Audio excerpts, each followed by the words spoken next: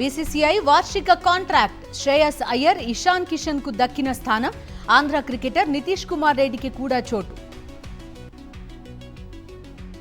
కర్ణాటక మాజీ డీజీపీ ఓం ప్రకాష్ హత్య కేసులో ట్విస్ట్. భార్య పల్లవి హత్య చేసిందని పోలీసుల నిర్ధారణ. తెలంగాణ హైకోర్టులో కేటీఆర్ కు ఊరట. ఉట్నూరు పిఎస్లో నమోదైన ఎఫ్ఐఆర్ ను కొట్టేసిన ధర్మాసనం. కాంగ్రెస్ బీఆర్ఎస్ ఒక్కటైనా ఏమీ చేయలేవు. హైదరాబాద్ ఎమ్మెల్సీ ఎన్నికల్లో బీజేపీ గెలుపు ఖాయమన్న కిషన్ రెడ్డి. తెలంగాణలో తిరుగులేని శక్తిగా బీజేపీ ఎదిగింది. మోదీ నాయకత్వంలో అధికారంలోకి వస్తామన్న ఎంపీ లక్ష్మణ్. దళితుల బహిష్కరణ అంశంపై డిప్యూటీ సీఎం పవన్ స్పందించాలి. సొంత నియోజకవర్గంలోనే దళితులకు రక్షణ లేదన్న సిపిఐ నేత తాటిపాక మధు. కర్నూలు జిల్లా పెద్ద తుంబలంలో అగ్ని ప్రమాదం. షార్ట్ సర్క్యూట్ కారణంగా కిరాణా షాప్లో మంటలు.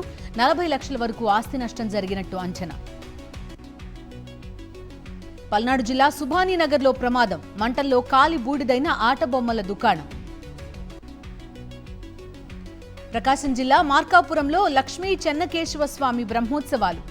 నేడు గజవాహనంపై భక్తులకు దర్శనమివ్వనున్న స్వామివారు.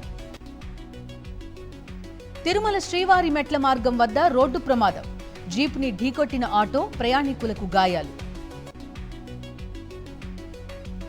భారత పర్యటనలో America vice president JD Vance.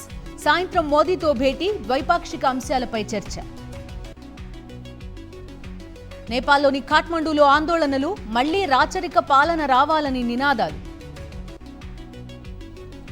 తగ్గేదే లేదంటున్న బంగారం ధర. 98,350కి చేరిన 10 గ్రాముల పసిడి. భారీ లాభాల్లో ట్రేడ్ అవుతోన్న స్టాక్ మార్కెట్స్. సెన్సెక్స్ 820, నిఫ్టీ 250 పాయింట్లకు పైగా ప్రాఫిట్.